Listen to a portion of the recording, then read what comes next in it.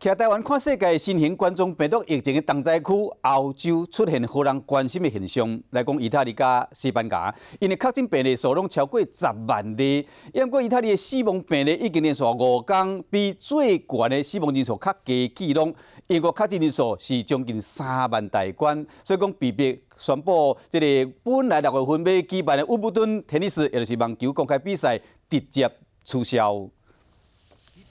意大利直升机升空，为空中监视封城锁国禁足令的实施。为空中来看，今日行人个人无偌济，民众总算看到牺牲个人自由换来成果。依照连日来统计，意大利确诊的病例已经超过11万例，不过一天的死亡人数为5天前上悬的记录了，即摆已经连续5天下降，而且是增加的确诊病例为8日起嘛有较回。意大利卫生官员表示讲，新冠病毒疫情发展。 已经无遮严重啊，病毒扩散的速度有较慢，封城令已经看到效果。西班牙确诊的病例嘛超过10万，死亡病例嘛超过9000。不过新增加的确诊病例为20%，已经降到12%，表示讲这疫情发展嘛是无遐严重啊。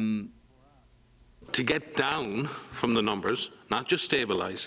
requires a redoubling of public health efforts to push down. 世卫强调讲，疫情未自动消退，只有人类做伙同心协力，加倍拍拼，才有到好这个疫情消退。所以讲，意大利、西班牙拍算延长封城的时间，并且定国较严格禁令。那法国疫情发展是荷人未负反应，拜二死亡人数超过3500，拜三超过4000，宣传以500多人的速度在增加。 英国这是创下一天死亡人数上济纪录。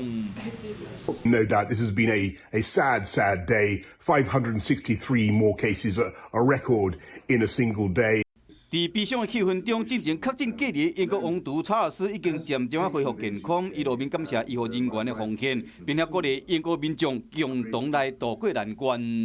英国封城有较晚，实施较无遐严格，意思讲较无一个月死亡人数就超过1000个人。英国已经打算采取更较严的封城措施，期限有可能是6个月。